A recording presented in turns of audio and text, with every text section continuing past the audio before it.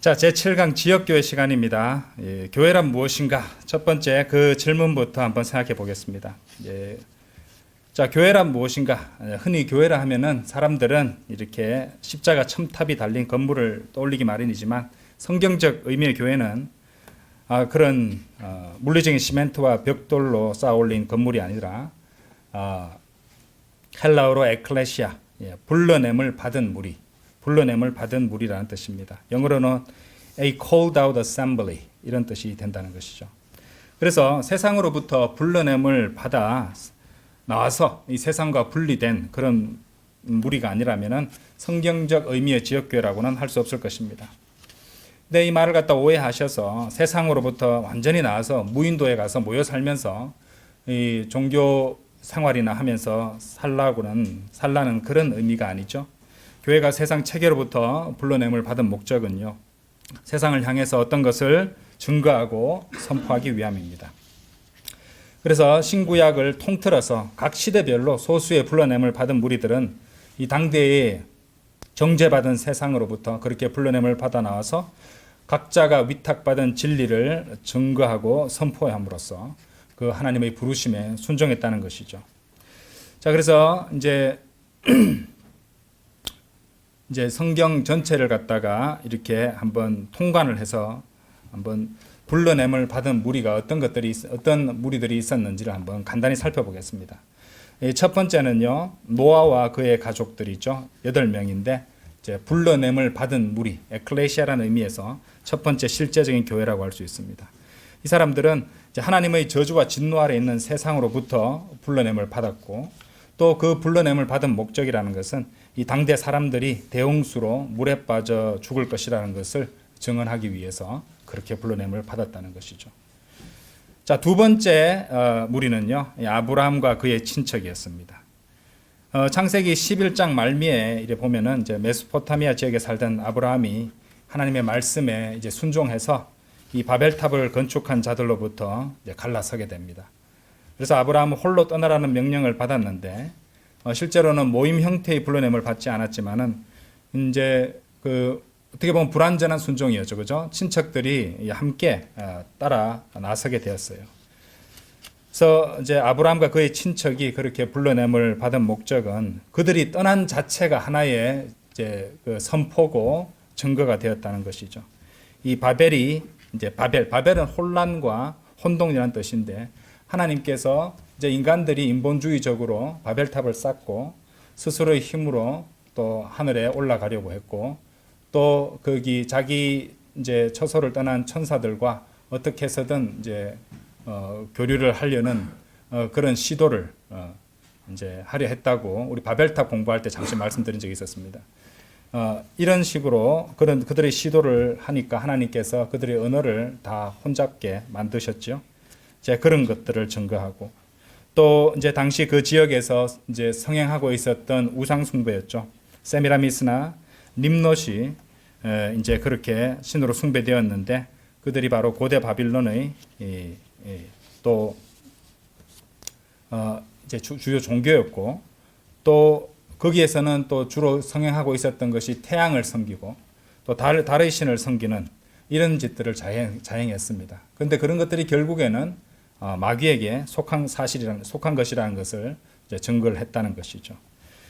참고로 이제 이슬람에서 알라라고 섬기는 것은 실제로 다 거슬러서 조사에 들어가 보면은 문가시였어요. 달의 신이었습니다. 달의 신. 그 지도에 보면은, 지도가 아니고 국기에 보면은 이제 그림에 달이 유난히 많습니다. 그렇죠? 이유가 다 있습니다. 예. 결국에는 그런 것들로 거슬러 올라가면은 다 연결이 되어 있다는 것이죠. 어쨌든 아브라함은 그렇게 저주받고 또 하나님의 진노를 받고 있던 그런 우상 숭배하던 자들로부터, 마귀에게 속한 자들, 그리고 마귀를 숭배하던 자들로부터 분연히 일어나서 분리를 했던 것입니다. 그리고 그렇게 떠나라는 말씀에 이제 순종한 것이 하나의 선포였다는 것이죠.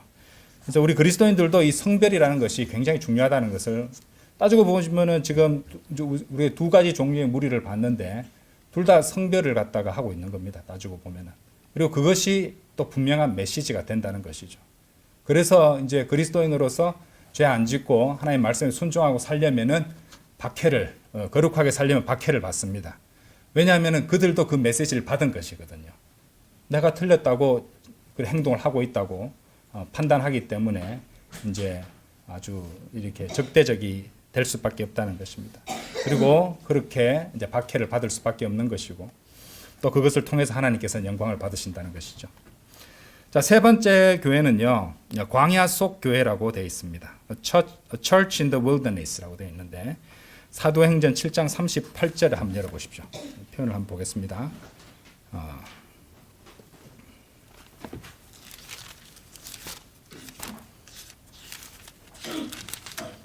7장 38절.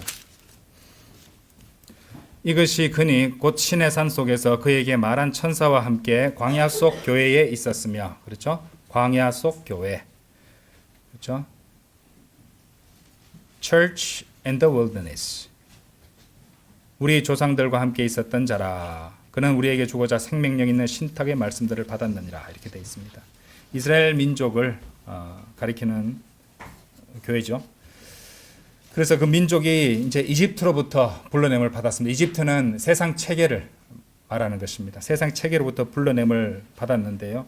그 목적은 살아계시고 참되신 유일하신 한 분 하나님이 계시고 인간의 창조주의자 보양자이시며 지극히 거룩하시고 죄를 용납하지 못하시는 분이라는 진리를 이집트에 입증하고 세상에 증거하기 위함이었습니다. 그래서 이 광야 속 교회는 그야말로 요즘 말하는 대형 교회였습니다. 200만 명으로 이루어진 지역 교회였죠. 모세는 이사야서 63장 11절에서처럼 양떼의 목자로 불렸습니다. 사실 이제 오늘날 신약 교회, 지역 교회들의 문제점은 신약 지역 교회들의 문제점은 출애굽기, 레위기, 민수기, 신명기에 나타난 이 광야 속 교회의 모습에서 이미 다 다뤄지고 드러나 있습니다. 형제들 간의 분쟁도 있고요. 목자의 부인에 대한 비평도 있고요. 민수기 12장. 그렇죠? 예, 반드시 그런 일이 생깁니다. 지역교회 내에서는. 여러 가지로 문제가 생기는데 또 목자가 자리를 비우는 것에 대한 불평도 출애굽기 32장에 나오고요. 먹을 것이 없다는 불평도 나오고요. 오늘 저 주일학교 공부 시간에도 이제 우리 아이들이 다 배웠습니다. 또 뒤에서 공격받는 것도 있고요. 출애굽기 18장에 지도자의 이 그 권위와 지위를 인수하려는 내부의 거짓 형제들도 나오고요. 민수기 15장 16절에 나오고 또 지역 교회의 이 회원들과 또 함께 더불어 타락한 부목사도 있고요. 또 젊은이들을 위한 육신적 프로그램의 요구도 있고요. 세상으로 돌아가려는 욕구도 나오고 있고 또 지도자에 대한 믿음과 신뢰의 부족 이런 것들을 제거하시는 하나님에 관한 내용들이 이미 다 그림처럼 주어져 있다는 것이죠. 그래서 지역교회 내에서 발생할 수 있는 여러 문제들은 이미 출애굽기나 아까 말씀드렸던 레위기, 민수기, 신명기를 이제 자세히 우리 오늘날의 이 지역교회들과 대입해서 보시면은 우리가 그런 것들을 다 볼 수 있다는 것입니다.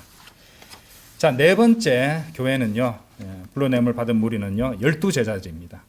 성경의 네 번째 불러냄을 받은 무리는 신약의 첫 번째 책인 마태복음 10장에서 찾아볼 수 있는데요. 이 지역교회에서도 문제 회원들이 제법 섞여 있었던 것 같습니다. 그 중에는 이제 불신자도 있었어요. 도마가 있었죠. 저주하고 맹세했던 자, 베드로도 있었습니다. 재정을 담당하고 있던 자는 놀랍게도 마귀였죠. 예. 그렇죠? 요한복음 6장, 유다서 이래 나옵니다. 그럼 그처럼 이 지역교회 안에는 구원받지 않은 사람들도 포함되어 있었어요. 그리고 그렇기 때문에 그리스도의 살과 이제 뼈의 지체가 되는 에베소서 5장 30절에 나오는 표현이죠. 그렇죠? 전 우주적인 교회인 그리스도의 몸은 아니었습니다. 하지만 이 지역교회가 그 후에 오순절에 그리스도의 몸으로 형성되어 나타나는 씨가 되었다는 사실은 분명한 사실이죠. 이제 여기서 우리가 이제 좀 이따 자세히 또 설명을 드리겠지만은 우리가 명심해야 될 사실이 하나 있습니다. 영적 유기체인 그리스도의 몸 안에는 구원받지 못한 사람들은 결코 들어갈 수 없다는 것입니다. 그 몸 안으로 들어가는 것이 오직 다시 태어나는 것, 새로운 출생을 통해서만 가능하기 때문이죠. 그래서 마태복음 10장에서 그 교회가 불러냄을 받을 당시에는 예수 그리스도께서 십자가에 죽으시기 이전이므로 아직 출생이 이루어질 수가 없었습니다. 어떤 근본주의자들은요, 구약 시대에는 십자가를 이제 다가올 십자가를 내다보고 구원받고, 신약 시대에는 이제 이미 이루어진 십자가를 뒤돌아보고 구원받는다는 그런 말도 안 되는 잠꼬대 같은 신화를 읊조리는데요. 결코 그렇지 않죠.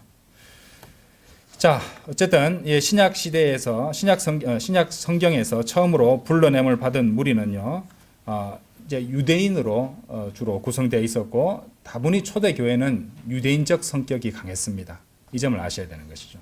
초대 교회는 유대인적 성격이 강했고, 사도행전을 읽어 보시면은 어떤 유대인적인 성격이 강했기 때문에 그런 데서 이제 방언도 등장하고 있는 그 부분이거든요. 표적은 이제 믿지 않는 유대인들을 위해서 하나님께서 주신 것이거든요.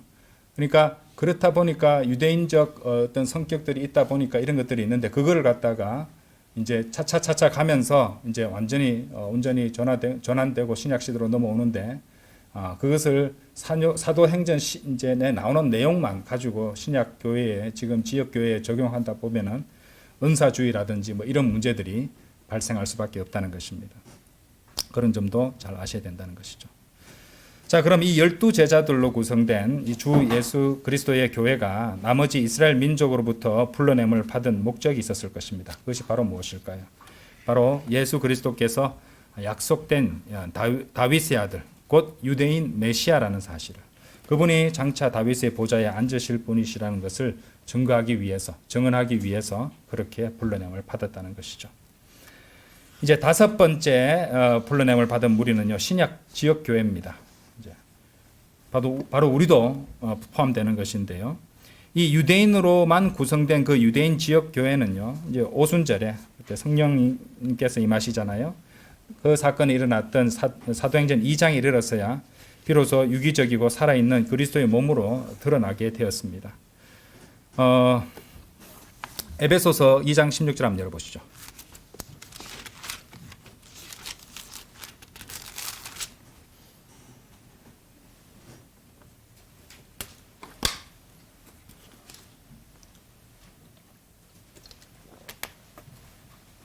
에베소서 2장 16절 보시면요, 그분께서 십자가로 양쪽 모두를 하나의 몸 안에서 화해시켜 하나님께 이르려 하심이며 십자가로 그 적대하는 것을 폐하려 하심이라. 자, 그리스도의 몸이 언제 형성되었느냐라고 질문을 한다면요, 자, 이 말씀에 근거해서 이제 갈보리 십자가에서 처음 형성이 됐는데, 이 사도행전 2장에 오기까지 드러나지 않았습니다. 형성되었던 것이, 제가 저번에도 한번 설명드렸죠. 주머니 속에 어떤 제가 물건을 갖고 있는데 주머니 속에 들고 있는 것을 꺼낼 때까지는 다른 사람은 알지 못합니다. 그렇죠? 이제 그렇다고 해서 그 물건이 없는 건 아니에요. 그래서 이 말씀과 그 말 이제 같이 연결지어서 이해하시면은 이제 잘 이해가 정확하게 되실 것입니다. 자, 이 말씀에 근거해서 그리스도의 몸은 갈보리 십자가에서 형성됐지만은 이제 사도행전 2장에 오기까지는 드러나지 않았어요. 드러나지 않았고 알려지지도 않았다는 것이죠. 근데 뒤에서 이제 이 에베소서 2장 16절 같은 말씀으로 우리가 이제 그런 것들을 판단할 수 있다는 것입니다. 그 점도 한번 생각해 보시면 좋을 것 같고요. 자, 그래서 이제 그때부터 교회는 주 예수 그리스도께서 유대인 메시아일 뿐만 아니라, 그렇죠? 십자가의 죽으심으로써 세상 죄를 제거하시는 피의 구속 사역을 이루신 세상의 구주임을 이제 증거하도록 불러냄을 받은 바 되었다는 것입니다. 그렇죠? 아까도 말씀드렸듯이 이제 사도행전 이때만 해도 아직은 그래도 유대인적 성격, 유대인이 이제 대부분을 이루고 있었으니까 이거죠. 유대인적 성격이 있었고, 그런 색채는 차차차차 이제 옅어져 갔겠죠. 자, 그렇게 우리가 이제 생각할 수 있단 말입니다. 불러냄을 받은 무리, 에클레시아라는 의미로서 이렇게 보시면은 이제 구약부터 이제 신약에 이르기까지 그런 무리들이 특정한 목적을 위해서 하나님께서 부르셨고, 또 그 부르심에 순종하는 것은 결국에는 분리되어 나와서 증거하고 선포했다는 것입니다. 이런 점을 우리가 한번 생각해 볼 수 있다는 것이죠. 자, 그러면은 그 다음 우리가 살펴볼 부분은 이제 성경 기록에 나타난 이 교회 에클레시아의 이 5가지 적용입니다. 이제 신약 성경에서 교회라는 단어는요, 이제 107번에 걸쳐서 지역 교회를 의미하는 용법으로 사용되었고, 그리스도께서 머리가 되시는 주 예수 그리스도의 영적 몸, 또 유기체인 그리스도의 몸, 그죠? 이것을 가리키는 용어로는 10번이 사용됐습니다. 그 예로는 이제 에베소서 1장 22절, 골로새서 1장 18절, 고린도전서 12장 27절 28절, 디모데전서 3장 15절 등이 바로 그런데요. 이제 요한계시록 1장하고 1장부터 3장까지 읽어보시면 그 교회들이 많이 나오는데 이 교회들은 이제 지역 교회를 의미하는 용례다. 이렇게 구분하시면 되겠습니다. 자, 교회라는 용어가 서로 다른 주요 이제 교회라는 용어가 성경에 쓰이고 있는 서로 다른 주요 용법들을 확인하고 구분하는 일은 필요한 일이죠. 왜냐하면 이제 물리적인 조직체인 지역교회와 눈에 보이지 않는 영적 유기체인 그리스도의 몸 사이에는 분명한 차이가 존재하기 때문입니다. 그래서 그리스도의 몸된 교회는 구원받은 성도들로만 구성되는 영적 유기체입니다. 그래서 한 죄인이 예수 그리스도를 구주로 구원자로 믿고 받아들일 때 그리스도의 몸 안으로 이제 성령 침례를 받아서 고린도전서 12장 12절 13절에 나오죠. 그 지체가 될 수 있다는 것이죠. 그래서 그 그리스도의 몸, 영적 유기체인 그 교회에는 결코 구원받지 않은 사람이 단 한 사람도 섞일 수가 없습니다. 그런데 눈에 보이는 그런 교회 있잖아요. 눈에 보이는 눈에 보이는 조직체, 이 지역 교회는 그 안에 구원받은 성도들은 물론 구원받지 않았어도 이런저런 계기로 교회 회원이 되어 있는 이 신자들도 그 구성원 일부가 될 수 있다는 것입니다. 그 용어들을 살펴보시면요, 우리 앞에서 봤던 내용들입니다. 첫 번째로 이제 이스라엘을 가리키는 광야 속 교회죠. 그래서 Church in the Wilderness라고 나옵니다. 이것이 그니 곧 시내산 속에서 그에게 말한 천사와 함께 광야 속 교회에 있었으며 우리 조상들과 함께 있었던 자라. 그는 우리에게 주고자 생명력 있는 신탁의 말씀들을 받았느니라. 아까 보셨죠? 사도행전 7장 38절입니다. 사도행전 19장 39절에서도 나오는데 거기는 이제 킹제임스 성경에서 a lawful assembly라고 번역을 해놨습니다. 합법적인 집회라고 그렇죠. 근데 이제 사실 이것은 이교도 집회를 말하는 것이었죠. pagan assembly인데 여기 합법적인, 자, 한번 열어보겠습니다. 갑자기 말로만 설명드리면 좀 안 부를 수 있으니까 사도행전 19장 한번 열어보세요. 사도행전 19장 39절을 보시면은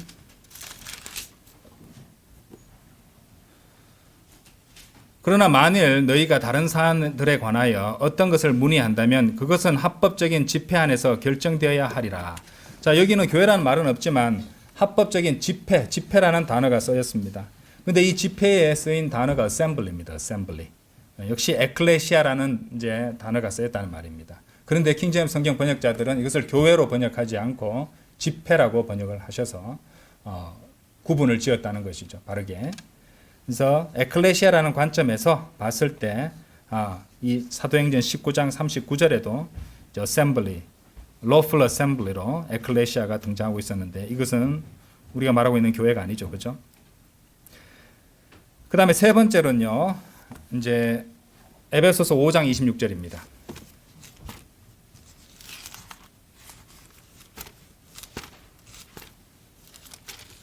에베소서 5장 26절 보시면 26절, 27절 이는 그분께서 교회를 성결하게 구별하시고 말씀에 의한 물의 씻음으로 정결하게 하려 하시며 그분께서 교회를 점이나 주름이나 그러한 것이 조금도 없는 영광스러운 교회로 자신에게 제시하려 하시며 오직 그것을 거룩하고 흠없게 하려 하심이라 이렇게 나옵니다. 바로 이 영광스러운 교회 A glorified church 하면은 죄가 없고 완전한 신부인 아내를 말하고 있다는 것이죠.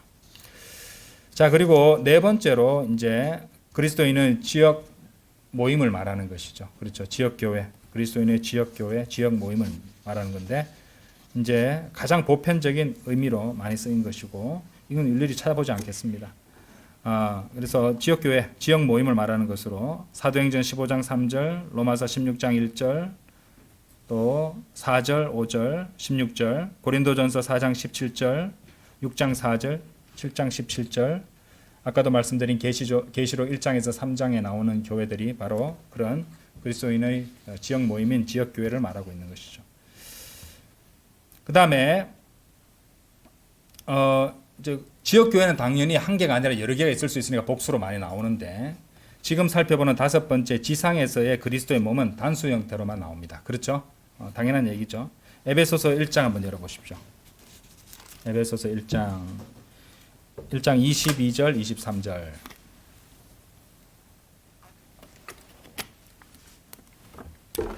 에베소서 1장 22절 23절을 보시면은 모든 것들을 그분의 두 발 아래에 두시어 그분을 모든 것들의 머리가 되게 하셔서 교회에 주셨을 때라.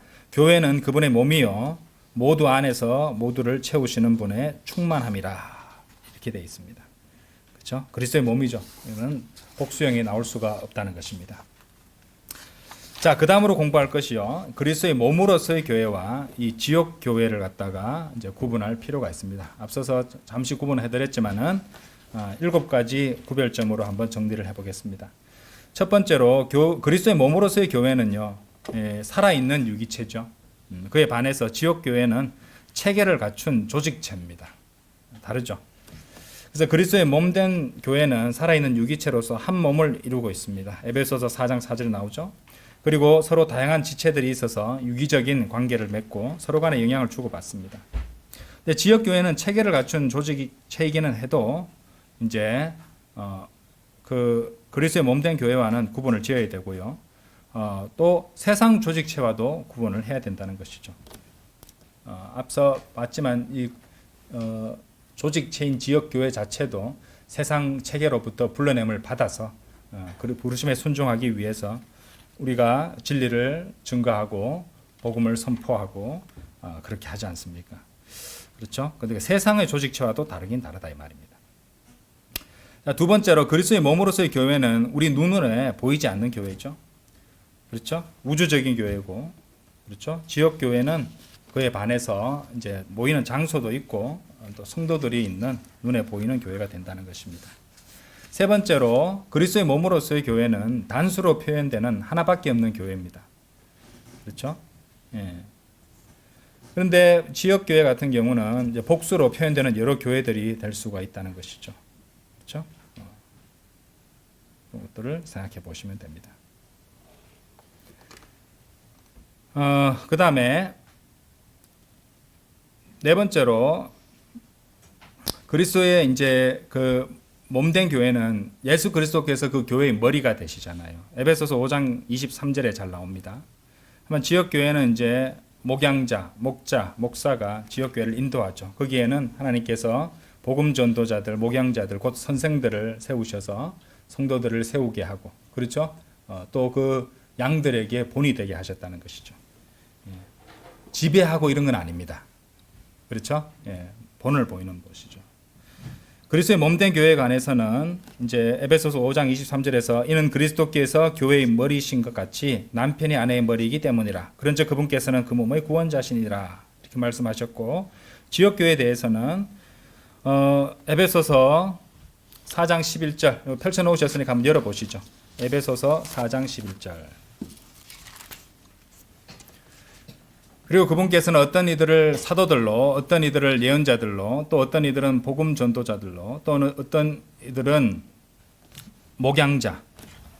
목양자들, 곧 선생들로 주셨으니 그렇게 말씀하고 계시다는 것이죠. 디도스 1장 5절에서 11절에도 이제 읽어보시면은 장로들을 선임하게 하려 함이라라고 되어 있습니다. 장로는 목사입니다. 장로, 감독, 목사 같은 직분입니다. 장로 따로 목사 따로 있는 것이 아니고요. 그렇죠? 그다음에 디모데전서 3장 1절에서 7절에 보시면은 감독직을 사모한다면 할 때 이제 감독직이라는 표현도 성경에 나와 있습니다. 그렇죠? 만일 남자가 자기 자신의 집을 다스리는 법을 모른다면 그가 어떻게 하나님의 교회를 돌보겠느냐, 이렇게 말씀이 나온다는 것이죠. 자, 다섯 번째로 그리스도의 몸으로서의 교회는 성령 침례를 받음으로써 들어갈 수 있죠. 고린도전서 12장 13절에 나옵니다. 이는 우리가 유대인들이든지 이방인들이든지 간에 우리가 속박된 자든지 자유로운 자이든지 간에 한 영에 의하여 우리 모두가 한 몸 안으로 침례를 받았기 때문이라. 그리하여 모두가 한 영 안으로 마시게 되었느니라. 이렇게 말씀을 하십니다. 그런데 이제 지역 교회의 경우는요, 물론 이제 구원받은 성도들로 구성되면은 당연히 성령 침례를 받은 것이지만은 이제 우리가 눈에 보이는 것만 보면서 말씀드리자면은 교회 앞에서 구원 간증을 하고 물침례를 받음으로써 지역교회 회원도 될 수 있는 겁니다. 근데 그거는 우리가 그냥 형식적으로 그렇게 간증을 하고 해도 우리는 속마음을 알 수 없으니까 이제 그것만 받고 받아들이는 건데, 그런 의미에서 보면은 이제 지역교회에는 본인이 착각이든지 속임수로 들어왔든지 구원받지 않은 그런 사람들도 있을 수 있다는 가능성은 열어둘 수 있다 이 말이죠. 근데 이제 그리스도의 몸으로서의 교회는 그것이 전혀 안 됩니다. 그렇죠? 예, 영적인 그리스도의 몸이니까 그렇습니다. 그런 부분도 한번 생각해 보셔도 되겠죠. 그래서 그리스도의 몸된 교회는 결코 속일 수가 없습니다. 그래서 순도 100%가 되는 것이고요. 그래서 이제 이것을 비유적으로 결코 나뉘어질 수 없는 진주에 비유한다는 것입니다. 그래서 한 번 받은 구원은 또 영원한 것이죠. 근데 지역교회는 아까도 말씀드렸지만 입으로만 고백하는 사람들이 있을 수 있기 때문에 순도에 있어서 100%가 안 될 수도 있다. 그런데 성경적인 교회라면은 그리스도의 몸된 교회와 지역교회가 거의 일치할 수 있겠죠. 그렇죠? 그래서 고린도전서 12장 12절에서 31절에서 언급하고 있는 그런 교회의 모습은 유기체와 조직체가 일치할 수 있는 상황을 상정한 가운데 그렇게 말씀하신 것이구나 이렇게 이해하시면 됩니다. 왜냐하면 이제 그 부분을 갖다가 시간 관계에서 다 읽어보지는 않겠지만은 조직체를 이야기하는 가운데 유기적인 부분을 함께 언급하시는 거거든요. 그래서 어떤 물리적 눈에 보이는 지역교회라도 성경적 실행을 하고 또 구원받은 성도들만 이루어져서 말씀대로 순종하며 살아가다 보면은 그러니까 이제 그리스도의 몸된 교회 같은 그런 유기체적인 그런 모습으로 될 수밖에 없겠죠. 그죠? 이런 점을 염두에 두고 있다는 것입니다. 근데 우리가 알아야 될 것은 순도 100%는 안 될 수도 있다는 것. 이런 것을 항상 생각을 하셔야 된다는 것이죠. 자, 그리고 7번째는요. 그리스도의 몸으로서의 교회는 마지막에 영광스러운 교회로 제시됩니다. 그래서 마지막에 가서 에베소서 5장 26절 27절 말씀대로 영광스러운 모습으로 나타나겠지만은 이제 이 지역 교회라는 것은 이제 교회 역사를 보시면은 결국 배교로 끝나게 된다는 것을 알 수 있습니다. 특히 요한계시록 1장에서 3장에 나오는 이 지역 교회의 모습은요, 영적으로 2000년 교회사를 나타내고 있는데 그것도 마지막 교회인 라오디케아 교회로서 이제 배교로 끝을 맺고 있다는 것을 우리가 보기 때문이죠. 그리고 디모데후서 3장 4장도 읽어보시면 3장 1절에 특히 마지막 날들에 아주 위험한 시대들이 오리라라고 이 점에 대해서 예언을 다 해주셨습니다. 그렇죠? 오늘날 우리가 보게 되는 그런 모습들이 된다는 것이죠. 정리를 좀 해볼게요. 하나님을 찬송하였으니 모든 백성에게서 호의를 얻었더라. 그리하여 주께서 교회에 그와 같이 구원받아야 할 자들을 매일 더해 주셨더라. 제가 방금 읽어드린 부분이 사도행전 2장 47절 말씀입니다. 자, 이 말씀에서 이 교회에 그와 같이 구원받아야 할 자들을 매일 더해 주셨더라 이런 말씀이 있으니까 당연히 이 지역 교회에 구원받아야 할 자들을 더해 주셨다는 말씀으로 이해를 해야 되는 것이지 지역 교회가 건물을 말하는 것이 아니라는 걸 알 수 있잖아요. 그렇죠? 구원받은 사람을 그렇죠? 구원받아야 할 자들을 교회에 매일 더해 주셨다. 그럼 건물이 아니잖아요. 그렇죠? 우리가 분명히 알 수 있다는 것입니다. 한번 생각해 봅시다. 우리가 새 들어 있는 이 건물이 화재로 전소되었다고 합시다. 그럼 다른 장소에서 모였다면은 그 모임 자체가 교회가 된다는 것입니다. 그렇죠? 예, 반면 보이지 않는 교회인 그리스도의 몸은 한 개입니다. 성령 침례에 의해서 구원받은 자들이 모두 다 예수 그리스도의 몸의 한 지체가 된다는 것이죠. 보이지 않는 교회는 그렇게 하나이지만 보이는 지역 교회는 여러 교회들이 있는 것이고 또 보이는 교회는 또 건물이 아닌 구원받은 자들이 함께 모인 모임이라고 알아두셔야지 교회 건물 그 자체는 아니라는 것입니다. 여기서 이제 문제들이 많이 발생하는데요. 많은 제도권 교회들이 교회 건물을 성전이라고 부르는 경우를 많이 보게 됩니다. 그러니까 지역교회 본질의 모습은 사라지고 형식적이고 외형적인 성장을 추구하며 좋은 교회, 발전하는 교회, 하나님께서 축복하신 교회라 하면은 큰 건물이 있고 좋은 시설이 있고 헌금이 많이 모이고 사람 수가 많고 이런 식으로 오해를 하게 된다는 것입니다. 주님께서 구원받은 성도들을 많이 보내주시는 것은 좋은 일이지만은 건물의 외형적 성장을 하나님께서 축복하신 증거로 삼는다는 것은 문제가 있다는 것이죠. 교회는 건물이 아니기 때문입니다. 그래서 심지어 그렇게 경쟁하다 보니까 헌금만으로 안 돼서 거액의 이 빚을 지고, 그렇죠? 거액의 빚을 지고 대형 교회를 지어 올리는 경우도 있고 나중에 파산이 나서 교회 건물이 넘어가는 경우도 있습니다. 우리는 그런 걸 많이 보게 되는 것이죠. 그런데 여러분 기억하십시오. 교회 건물이 성전이 되는 유일한 경우는요, 그 장소가 구원받은 그리스도의 이 성전된 성도들이 모여 있을 뿐에 그때만 교회 건물이 성전이라고 부를 수 있는 유일한 경우라는 것입니다. 그마저도 성도들이 그 자리를 떠나서 뿔뿔이 자기 처소로 돌아간다면은 그건 그냥 건물밖에 안 되는 것이죠.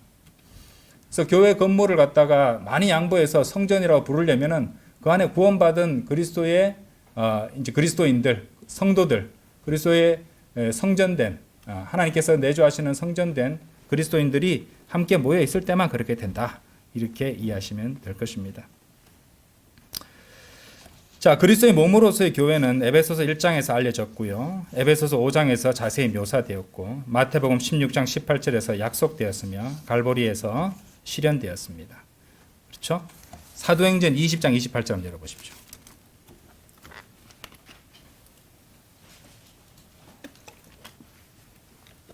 사도행전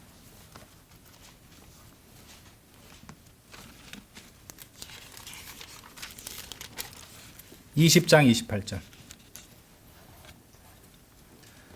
그러므로 너희 자신에게 주의하고 양무리에게도 주의하라. 성령님께서 너희로 하여금 하나님의 교회를 먹이게 하시려고 양무리 위에 감독자들로 삼으셨으니 그분께서는 자기 자신의 피로 값을 치르고 자신의 교회를 얻으셨느니라. 그렇죠? 그러니까 갈보리 십자가에서 흘리신, 그렇죠? 자기 자신의 피로 값을 치르고 자신의 교회를 얻으셨다. 그런데 하나님의 교회라고 나왔잖아요. 그러니까 갈보리 십자가에서 보혈을 흘리신 예수님이 바로 하나님이시라는 사실을 우리가 또 알 수 있는 귀한 말씀입니다. 그렇죠?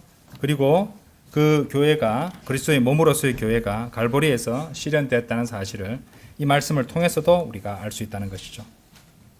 그리고 장차 예수 그리스도의 혼인식인 어린 양의 혼인식에서 교회는 신부로서 등장하게 될 것입니다. 에베소서 5장, 시편 45편, 계시록 19장 나중에 한번 읽어보시면 되겠습니다. 한편 그리스도의 몸으로서의 교회는요, 사람의 몸과 비교될 수도 있습니다. 고린도전서 12장에 잘 나오는데요. 몸에는 여러 지체가 있고 각 지체는 발, 손, 귀, 눈, 코, 머리 등 각각의 기능을 가지고 있습니다. 그래서 어떤 지체라도 혼자서 기능할 수는 없습니다. 그렇죠? 고린도전서 14장 21절에도 나옵니다. 각 지체의 역할이 모두 중요합니다. 모두 중요합니다. 각 지체가 연결되어 있습니다. 그렇죠? 연결되어 있다니까요. 그리고 하나의 몸처럼 작용하게 된다는 것이죠. 그래서 지역교회의 성도들은 서로를 섬기고 귀하게 여기고 기록된 말씀에 순종하며 하나님의 뜻에 합당하게 행해야 된다는 것입니다. 나는 눈인데 발보다 높은 위치에 있으니까 내가 더 나아. 그런 거 없습니다. 발이 없으면 어떻게 합니까? 사람이 발을 다치면요, 몸 전체 건강이 나빠질 수밖에 없습니다. 한번 생각해 보세요. 발이 없다면. 끔찍하죠, 그죠? 몸 사지가 다 멀쩡해도 눈이 안 보이면 어떻게 합니까? 그렇죠? 모두가 다 중요하다는 것입니다. 아시겠죠? 자, 그 다음으로요, 이제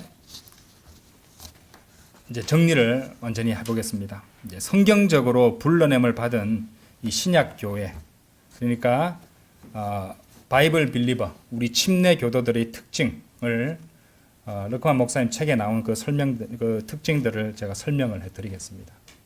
그래서 우리 교회와 일치하는지 안 하는지 한번 보십시오. 이게 르크만 목사님 그 지역교회 책에 나와 있는 이제 침례 교도들의 특징입니다. 지금 우리나라에 있는 교단교회 그런 침례교회 말고요, 바이블 빌리버 침례교회의 특징입니다. 첫 번째, 구원받고 다시 태어난 성도들로 구성됩니다. 여타 다른 교회들에서는 이런 요건을 요구합니까? 제가 알기로는 안 합니다. 구원 안 받아도 다 회원될 수 있습니다. 더군다나 어떤 자들은 구원 안 받은 사람이 또 많이 오면 많이 올수록 더 좋아합니다. 그리고 다시 태어나게 하기 위해서 물을 뿌리면 된다고 생각하는 자들로 많이 모여 있거든요. 그러니까 어린아이에게 물을 뿌림으로써 또 유아세례에 대해서는 지난주에 설명 많이 드렸죠, 그죠? 그렇게 실행하는 자들도 있다는 것이죠. 자, 두 번째로 지역교회의 자치권과 독립성을 지닙니다. 이것이 무엇을 의미하냐면요. 모든 외적 간섭이나 방해들, 그러니까 국가, 정부, 다른 교회들, 다른 종교단체, 다른 개인들로부터 오는 어떠한 외적 간섭이나 방해들로부터도 절대적인 자유와 자치권을 누린다는 것입니다. 더 우월한 교회, 파송한 교회가 니네들은 내가 파송했으니까 내 뜻대로 해. 내 말 내한테 잘못 보이면은 너는 그냥 쫓아내버리는 거야. 그런 건 없습니다. 그런 건 없습니다. 그렇죠? 성경대로 실행한다면은 간섭받을 이유가 없는 겁니다. 그렇죠? 예. 그런데 뭐 성경대로 잘하고 있는데 여기 좀 높은 교회에서 큰 교회에서 잘 안 보인다고 저기 감정적으로 나한테 잘 못하는 것 같다 이렇다고 미운털을 뭐 이렇게 이제 미운털이 생겨버리고 그것을 이제 노리고 있다가 적당한 상황이 돼가지고 내쳐버리고 누명을 씌우고 제가 이런 말을 드리는 이유는 경험해봐서 제가 말씀드리는 겁니다. 그런 거는 절대 없죠. 비성경적인 것입니다. 그러니까 그렇게 할 수 있고 그렇게 한다는 자체만 봐도 성경적인 침례 교도라고 불릴 수 없다는 것입니다. 그렇게 한다면. 그렇죠? 우리는 그런 경우를 봤습니다. 그런데 그 단체는 이제 이 러커만 목사님의 다른 책들은 많이 번역해가지고 돈벌이를 해서 팔아먹고 중간중간에 자기들한테 맞춰가지고 고쳐버리고 했지만 말이죠. 이 지역교회라는 책은 끝까지도 출간을 안 했어요. 능력이 없어서 안 했을까요? 아니죠. 자기들의 치부를 드러내고 자신들을 꾸짖는 내용들을 담고 있었기 때문에 도저히 출간할 수 없었던 것입니다. 자, 세 번째, 아까도 잠시 언급해 드렸지만 유아 세례는 어떤 종류라도 어떤 이유로도 허용하거나 인정하지 않습니다. 말도 안 되죠? 그래서 이제 제가 지난주에 그렇게 강력하게 말씀드렸던 것이에요. 자, 네 번째로 믿는 자가 받은 구원의 영원한 보장을 믿습니다. 구원의 영원한 보장을 믿습니다. 이 부분에 있어서만큼은요, 이제 우리를 온건한 칼빈주의자 이렇게 부를 수도 있는 여지는 있을 수 있습니다. 왜? 구원의 영원한 보장을 믿는다는 그 의미에서만 말이죠. 다른 건 다 틀렸지만요. 자, 다섯 번째도 굉장히 중요합니다. 모든 믿는 자들이 제사장단이 된다는 것을 믿습니다. 모든 믿는 자들. 이렇게 지배하는 니콜라파가 따로 있는 것도 아니고요. 모든 그리스도인들이 모든 믿는 자들이 제사장단이 된다는 것입니다. 베드로전서 2장 한번 열어보십시오. 베드로전서 2장 5절.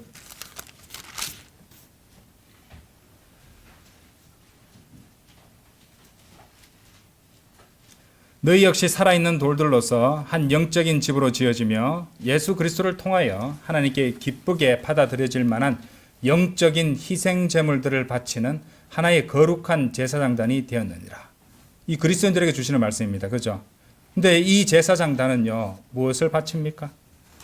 무엇을 바칩니까? 영적인 희생 제물들을 바칩니다. 영적인 희생 제물들을. 그러니까 로마 가톨릭이 매주 일요일마다 미사라는 이름으로 행하는 가정한 식인의식 같은 희생제가 아니라 하나님께 기꺼이 받아들여질 만한 영적인 희생 제물들을 바치는 제사장단이란 말입니다. 자, 히브리서 13장 열어보세요.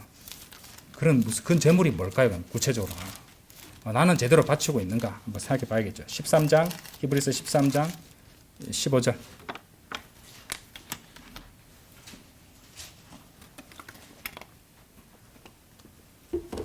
15절 16절입니다. 그러므로 우리가 그분을 통하여 하나님께, 자 보세요, 찬송의 희생 제물을 지속적으로 드리자.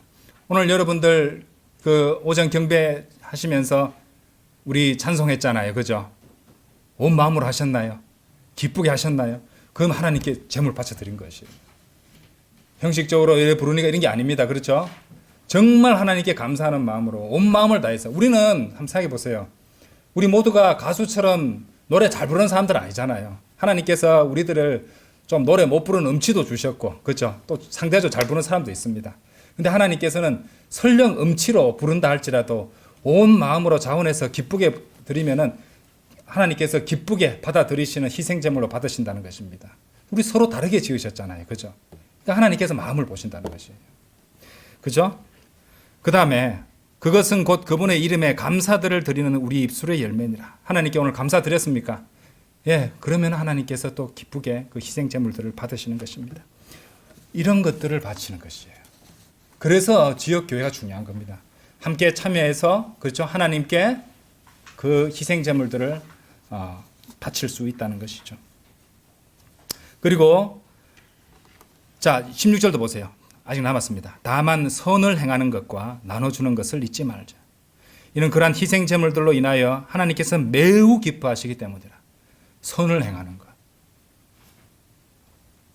선을 행하는 것 단순히 한번 생각해 보십시오. 하나님의 말씀에 순종하고 주님의 일을 하는 것도 선이지고 또 곁에 있는 형제 자매들을 갖다가 돕는 것도 세워주는 것도 선입니다.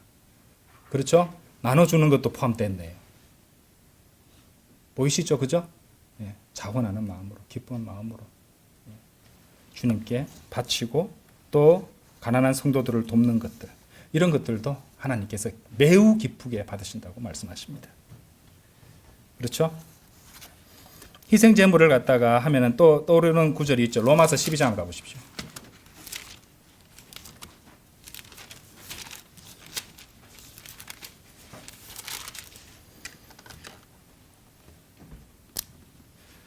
그러므로 형제들아 내가 하나님의 자비들로 인하여 너희에게 간구하노니 너희는 너희 몸을 하나님께서 기쁘게 받으실 만한 여기도 기쁘게 받으신다고 하죠. 하나님의 하나의 살아있고 거룩한 희생제물로 드리라. 이것이 너희의 합당한 섬김이라. 그렇죠? 거룩한 삶을 살고 주님의 일에 헌신한 이 모든 것들도 하나님께서 기쁘게 받으시는 하나의 거룩한 희생제물이라고 그런데 우리 몸에 아직 구속받지 못했죠. 여러분 한번 생각해 보세요. 우리가 아무리 주님을 잘 섬기고 희생제물을 드린다 할지라도 거기에는 누룩이 섞여 있을 수 있습니다. 인정하셔야 돼요. 근데 해결책을 하나님께서 주셨습니다. 이걸 준비하면서 저도 깨달았어요. 히브리서 13장 가보십시오.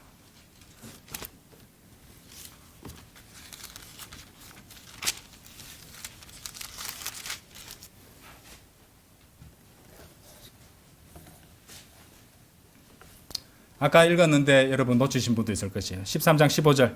그러므로 우리가 그분을 통하여 하나님께 찬송의 희생제물을 지속적으로 드리자. 그것은 곧 그분의 이름에 감사들을 드리는 우리 입술의 열매니라. 우리는 이런 희생제물들을 그분을 통해서 드리면 됩니다. 아시겠죠? 우리 주 예수 그리스도를 통하여 드려야 되는 것이에요. 안 그러면요 형식적 섬기밖에 안 돼요. 우리 주 예수 그리스도를 통해서 드리는 겁니다.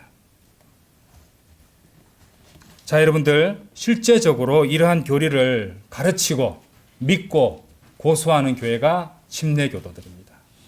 지역교회, 성경적인 지역교회고 침례교도들이에요. 로마 가톨릭 같은 그런 가짜들이 아닙니다. 그들은 이런 거 안 가르쳐요. 믿지도 않아요. 배격해요.